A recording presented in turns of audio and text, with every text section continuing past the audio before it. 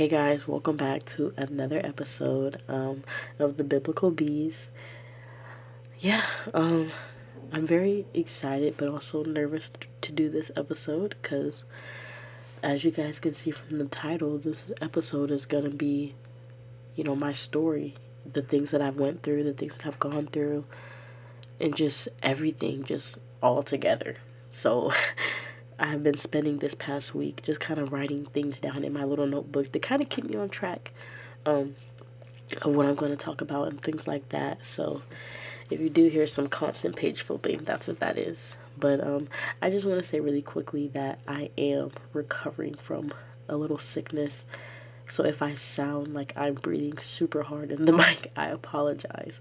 But just please don't pay me no attention because yeah, it's been a rough past couple days, but I wanted to get this episode out for you guys. I want this episode to be an encouragement for other people my age or even people that's older.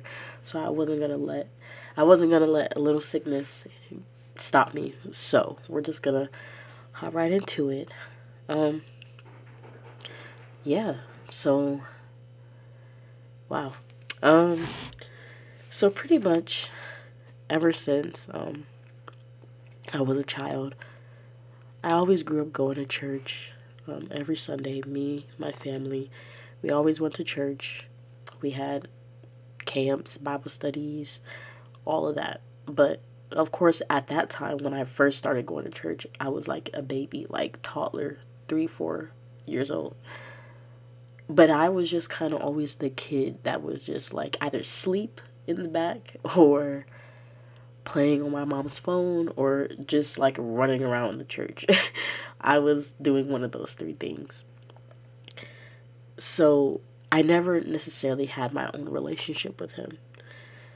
And, you know, obviously when you're younger, like 3, 4 years old, I don't want to say you may not know, but at least for myself, I did not know who God was. Like I said, we went to church. He was talked about, all of that, but the main thing in my mind was I want to go home. I want to snack, just anything that was not what we were talking about in church. So, being that I never really had a relationship with God at all when I was younger, like I never really knew much about the things that were being, talked about in church. I never knew about sin or heaven and hell. Like, of course, it might have got brought up at church, but I really didn't know what that was. Just growing up as a child, it was always just, yeah, everyone goes to heaven, which that is the complete opposite of what goes on. And so, just growing up, I went through a lot of things that, a lot of children or even adults go through or struggle with. Um, at a young age was when a lot of like the lying started. Most of the time, it was to save myself from getting in trouble from anything, which didn't lead to a good outcome. But yeah, like that. I mean, like it was bad, and at least my parents would say they can tell when I'm lying. So me lying really did me no good because they knew what the truth was. So it really didn't even matter. But you know that lying just caused me to just do a lot of things, just like lying to my parents about liking people or having a boyfriend and whatnot, and being in school with friends and seeing them all with boyfriends or being in relationships and whatnot just caused me to want the same. So having relationships at a young age caused me to become very sneaky at a young age, not telling my parents that I was in relationships. And those relationships caused me to act a certain way at school, and then when I would come home it would be the complete opposite. So having these relationships opened up a lot of doors for me. And just like growing up and just seeing, like middle school, just seeing so many people in relationships and hearing the things that they were doing, like me growing up, like I would get in a relationship but I was just so terrified of doing certain things because I just knew that if my parents found out, like it's game over. So I was always very hesitant, with certain things that I knew that other people that I knew were doing with their relationships. And like I said, having a lot of those relationships opened a lot of doors for me. Just like I said, just kind of seeing what other people were doing and things like that. And one of those had led to, pornography. And I remember one time, I don't think it was a relationship, I think it might have been a friend or whatever. I remember seeing it, and ever since then, at a young age, it just stuck with me for so long, like years and years and years and years.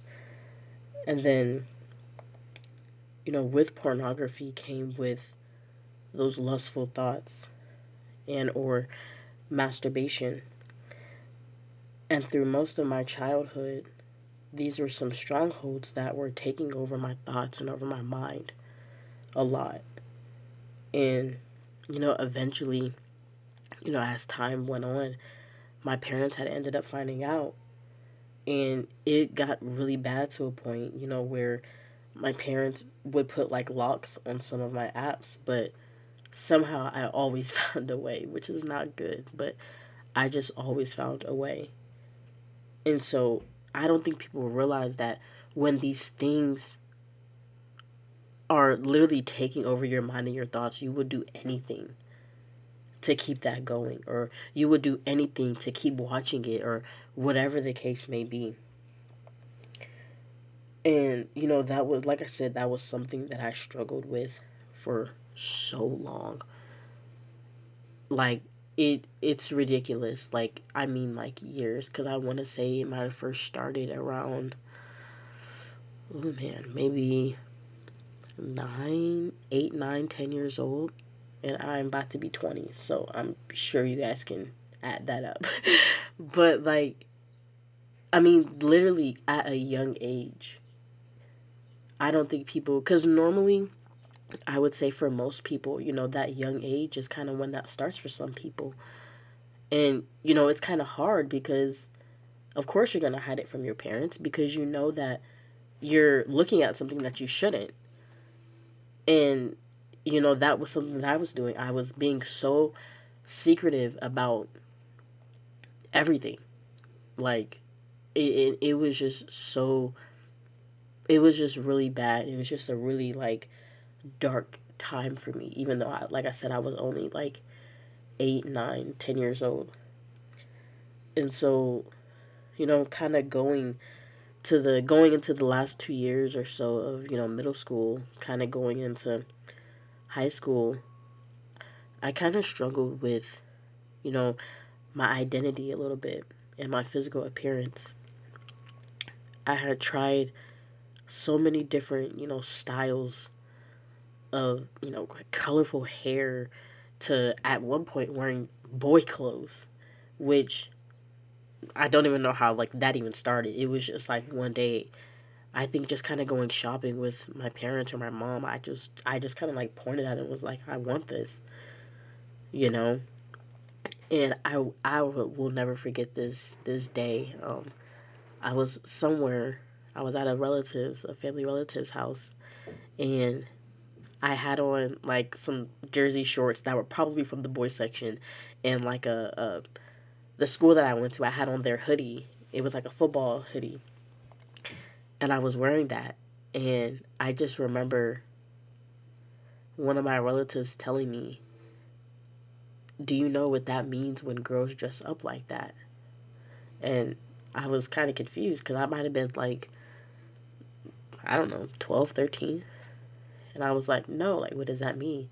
And she was like, that means that, they're gay or that they like, girls. Now, at the time, even though I was, wearing, the opposite gender clothes, I never liked the same gender. That was never something that I really ever crossed my mind was liking the same gender. That was just what I wanted to do, and that was kind of just seeing most like other girls that I went to school with, seeing them doing that. I think that kind of also played a part in it too, just me wanting to do that. So like that was never really anything that crossed my mind was, oh, like I want to dress like a boy so I can like girls. It was kind of just what I liked.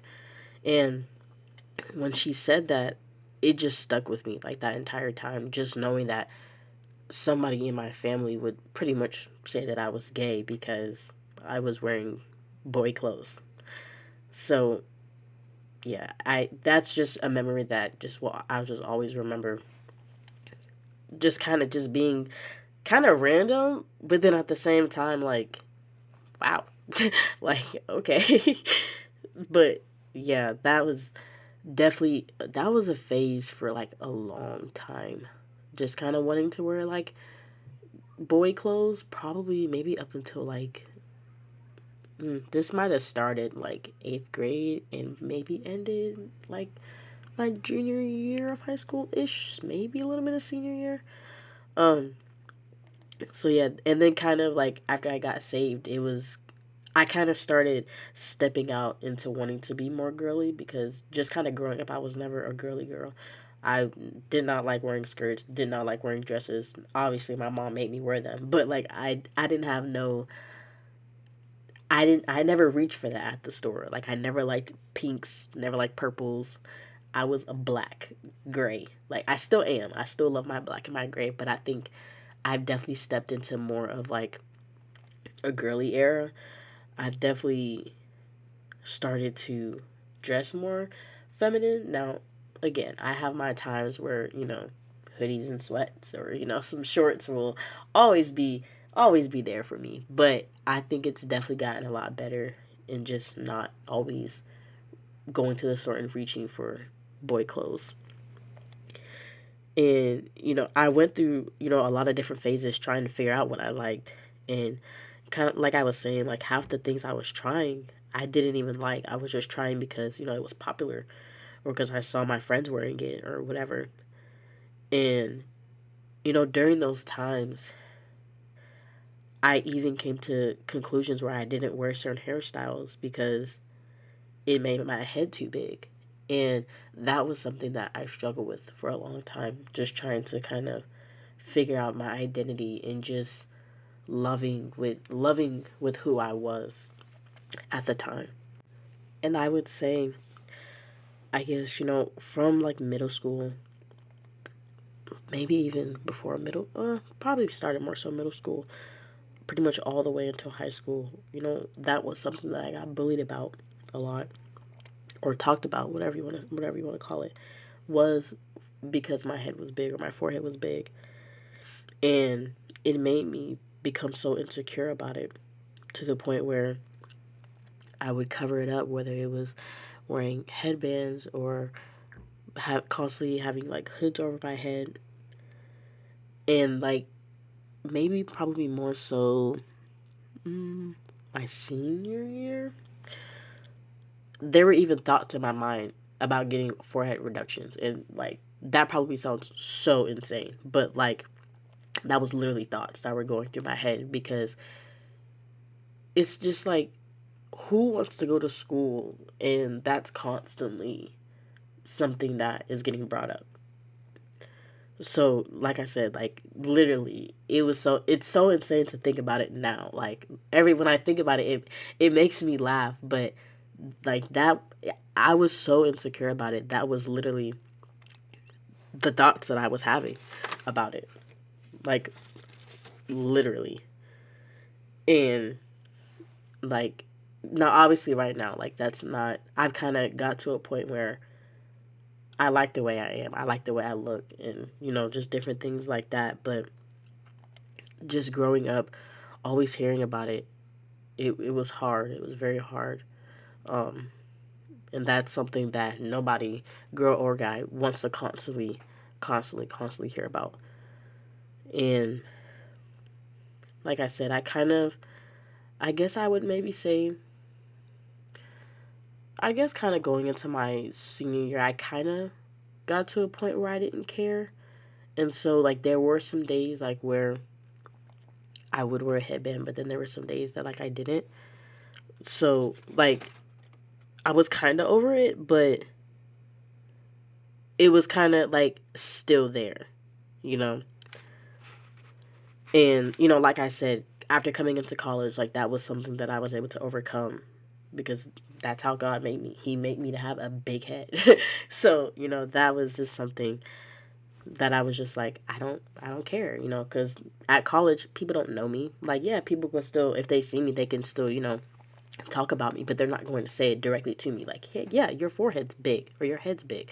Versus high school, going to school with those people for years and years and years, and I'm constantly hearing that, you know, and you know, going probably more so, kind of switching the topic a little bit, but going into high school was kind of when a lot of things started to change for me.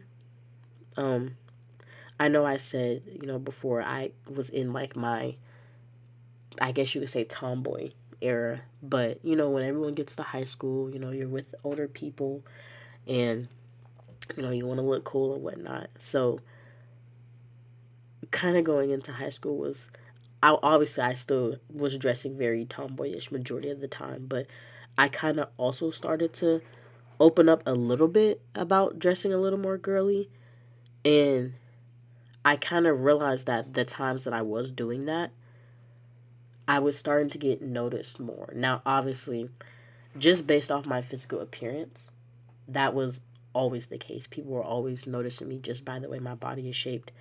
So that's kind of something that I dealt with a lot, but more so coming into high school, like I said, you're being with older people and people are kind of stepping into the older age, it got a lot worse. Like I said, I started to notice that more because people would say things to me, people that weren't even in my grade, like people that were seniors and I'm a freshman. Like, what? Like, what is going on? So, and being that happened, that started to lead to getting in a lot of private relationships. And when I mean by private, I mean, again, I was still at that space in my life where I was still never really opening up about, relationships or people that I liked to my parents. So only people in my school knew about it. And, at the time when I was a freshman, my brother was a senior. We went to the same school. He didn't even know. We were in the same building every day. So that just shows you right there how secretive I was being. I mean, obviously, he didn't really see me as much, but word gets around a lot in high school. So, like, that just shows a lot right there. So, for so long, just like going throughout high school for like the first few years, I kept a lot of it private because, I was always worried about, what my parents would say about certain things. And being in some of those relationships, I always avoided at all costs, and I mean all costs, going anywhere with them. Because just knowing that my parents didn't know, like, how am I going to bring that up to them? Like, yeah, I want to go to the football game with my boyfriend. And they're like, what? What do you mean?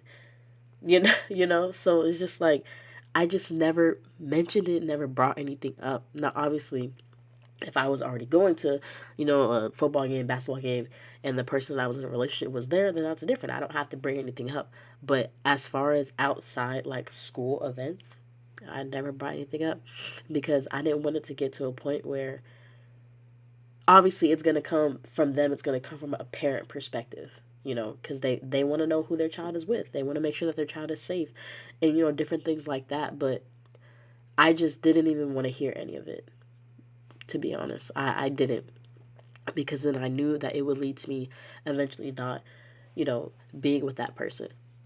So kind of, fast forwarding to like my sophomore ish slash junior year of high school, I was still in and out of, different relationships, but this is kind of where a lot of my depression had kind of started to come in. Going into my junior year, I started to gain like so much weight from what I literally couldn't tell you. I don't even know because just my freshman year, anytime like I look at old pictures, I'm like, wow, like I was like really skinny. But then when I look at pictures from my junior year, I'm like, what the heck happened? Like, like you would have thought I had like a child or something because like just looking at them side by side, it's just like what literally what happened. Like, it's just such a big difference that I just see in just my face and my body. I'm like, what did I do? And so, like, that summer, kind of going into my junior year, there was a lot of family problems going on. Um, with my mom and my dad, that played a huge factor on my mental health. And, it caused a lot of separation between my family that sincerely broke my heart in many ways. And, during that time, I was just so angry with my father because it just felt like he just let me down and everybody else down. And with everything going on, it caused me to be so broken and hurt, which leaded me up to being like depressed. And when I mean depressed, I mean like I never came out of my room unless I was going to the bathroom or we might have been leaving the house. And it kind of got to a point where I was like forced to come out of my room. Now, before this is kind of where it peaked at, but like kind of growing up, I want to say maybe more so during high school, I was kind of always like that. I always stayed to myself about certain, like I just always wanted to be alone. But and I guess like I don't know, just like certain times where like I would just like randomly kind of get sad or get angry at times, but also like during those times I just didn't want to be bothered with. Like when I would come home from school, like I would immediately go into my room. I would not come out until it was time to eat dinner. But this moment right here was like where everything just kind of just like shattered. And like I said, like I would never leave my room, seriously, unless I had to. Like, my family would try to, watch movies, whatever, and I'm just like, no. And I would stay in my room, close the door. I would have the lights off. Sometimes the TV would be off, just in pitch black, which sounds really bad. And during that time, going into my junior year, it was just me and my mom at the house. So I was always alone at certain times because during this time, my brother was in college and he was 2 hours away. So he wasn't just coming home like that, pretty often. So pretty much from the time I came home from school until about 5:30 ish, 6 o'clock, I was home by myself until my mom got home. So like just being home by myself for those 3 4 hours, I was just literally alone and by myself, which was pretty sad because like during this time I didn't have like my license or anything, so like I wasn't going anywhere. I was literally just always at home. And me being so depressed and so sad, I had to go to counseling for it. Like my mom was like, so like come on, like we're gonna go to counseling. And my initial thought was I truly didn't want to go because I'm like I was always the type growing up where I never really expressed my feelings, especially expressing it to somebody I don't even know. So like that was something that I struggled with, was just expressing my feelings. Like there was times where like something might go on and everyone else is happy and I'm just the one kind of just like looking sad or like not being excited, to the point where like my parents would be like like where's your emotions, like are you even happy? Like, and it would be something that was like so joyful to be happy about, and I'm just the one that's not even showing no type of emotion whatsoever. So we ended up going to the counseling, and I was talking to the lady. I would have my time by myself, and then um, me and my mom would talk together. But just like those times by myself, just talking to the lady, I felt like I was getting somewhere. But at the end of the day, anytime I went home, I was still upset. I was still sad, and there were even times where I would be home by myself, or even if my mom was there, and I would just be in my room just bawling my eyes out, like for hours, like whether it was the middle of the night or I don't know, whatever the case was. Like I would literally just bawl my eyes out because I was so hurt with everything that was going on, like so hurt. And so just kind of like I don't know, just kind of dealing with the counseling. Like, I just kind of felt like it just never really worked out for me because, like I said, I was always the type that always just bottled up my emotions. And then when I would be by myself or be alone, I would just let them out, like, just with myself, just by myself. And, like I said, whenever I would be alone, I would just cry. And there were even points in times where I would cry myself to sleep because I was just so just hurt and angry about everything that was going on. Like, I don't think you guys could like even picture, but like I was just like so hurt. And a lot of people did not know I was going through this. Like a lot of close relatives in my family, obviously besides, my mom and my dad and my brother, no one else knew that I was seriously like in like a dark place because I never showed it when I would leave. Pretty much whenever I would leave my house, it was like I was happy. And I don't know, every time I think about this, like going into my junior year was literally the worst for me, but it was also one of the happiest moments that I ever had in high school. Like every time I think about that, it is literally so crazy for me to think because it's like I was literally so hurt at home. But then when I came to school, I was like the most joyful person. Like I don't know, like that year in just in high school was just so like exciting. Now, I don't know if it was maybe because like I was leaving that dark space and so I kind of was able to just be happy. But like every time I think about it, it's just so weird to just know that like that was my happiest moment of my life and also my darkest moment of my life as well. And I remember just during that time, I would hear from my dad and I didn't want to speak to him or hang out with him or anything because I knew how bad he hurt me and hurt, my family. And there were even times where I didn't want him to even come back home because I just had the thought like why would you come back to a place that you broke? Like it just didn't make sense to me at that time. And I also remember a time when um it was my junior year, it was my homecoming, and I remember that my mom was doing my makeup. And I think before she was doing my makeup, I had my hair appointment because I always homecoming was always on a Saturday, so I always got hair done, everything like that on Saturday.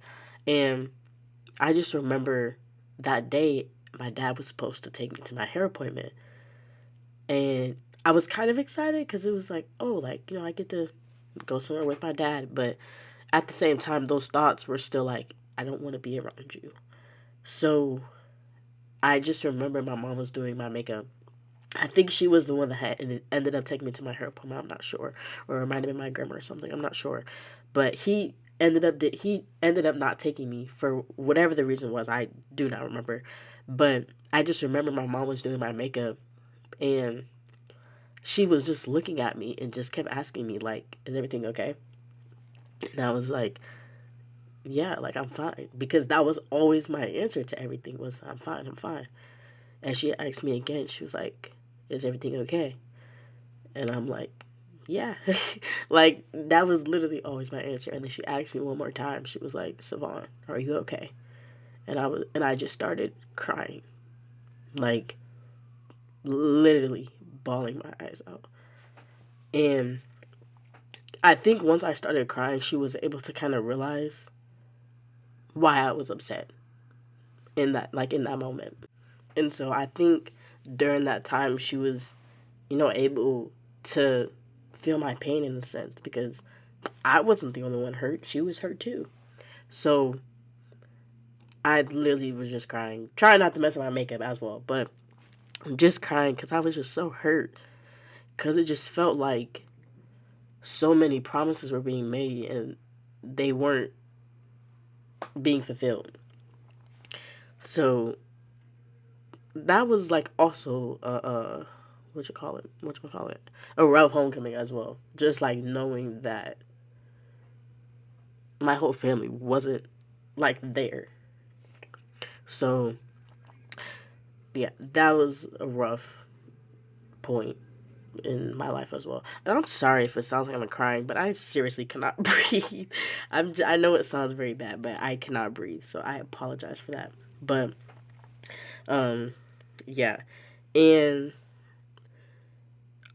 eventually, like maybe like months after, when he did come back, I was still a little on edge with everything, and wasn't super 100% thrilled, because I remember that there was a time when we all were together. I want to say this might have been around winter break or Thanksgiving break, because my brother was home, and I just remember sitting. We were all sitting in my movie room, and we were just talking, and my mom said, like, how would you guys feel if Dad came back?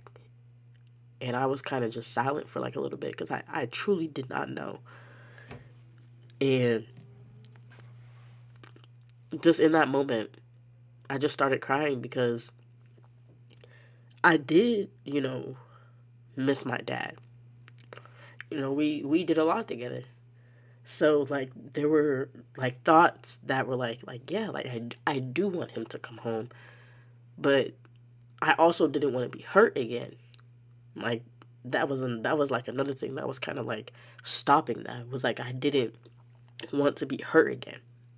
So, that was just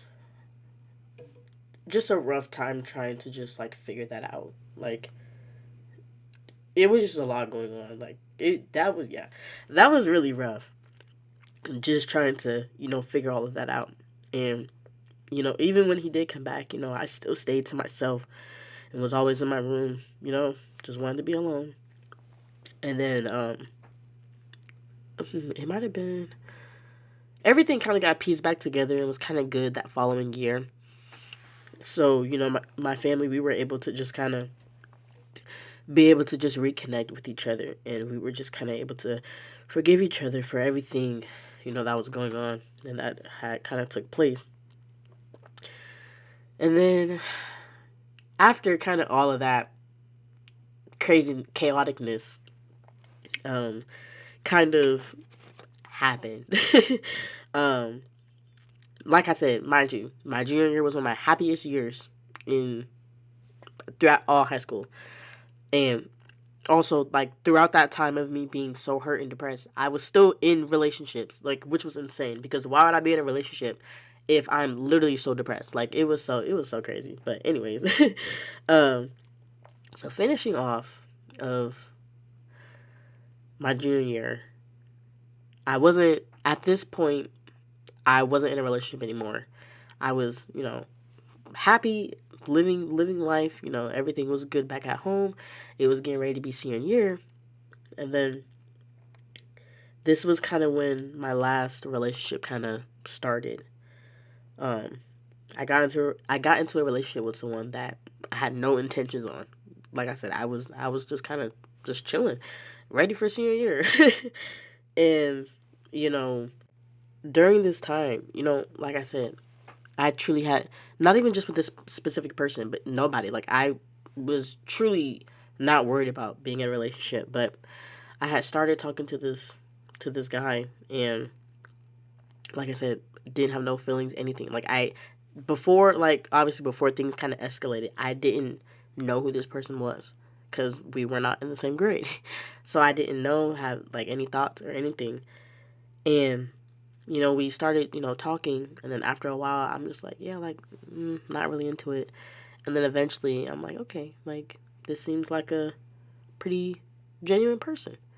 Now, mind you, before this person, pretty much, this is probably gonna sound so bad, and I truly apologize, but like, majority of the relationships that I were in, yeah, I liked the person, but I never really went out of my way to do certain things. Like, the like was there, but it wasn't.